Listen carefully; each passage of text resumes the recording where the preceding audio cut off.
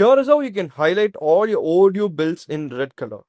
So first, I have listed down all my bills over here. So you can see I have listed down my personal bills, my utility bills, and my subscription bills over here.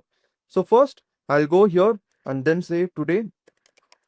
So here I'll say is equal to today. So this is going to be formula. So which will I'll get the today's date over here.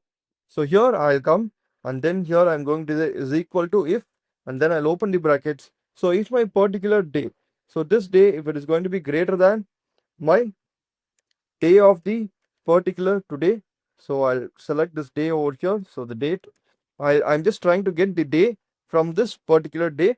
So if this is going to be greater, so if this condition is going to be true, I'll have no value, or else I'll say overdue.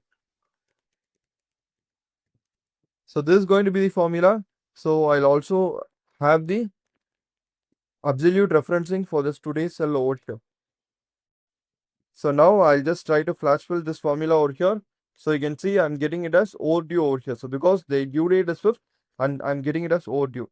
Similarly, I'll just try to paste this formula over here. So you can see I'm completely getting it as overdue for all these bills. So only this bill is on 20th and today's date is 18th. So I'm able to get overdue over here. So now I'll completely select this over here and I'll go to format and then I'll go to conditional formatting. So here the rule is going to be if it contains the text, if it is going to contain the text overdue, I'll have that in red color.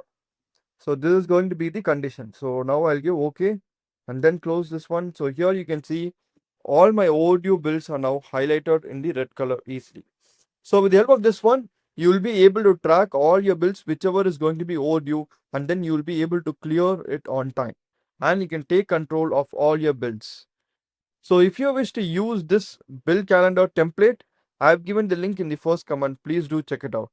And also subscribe for more spreadsheet hacks.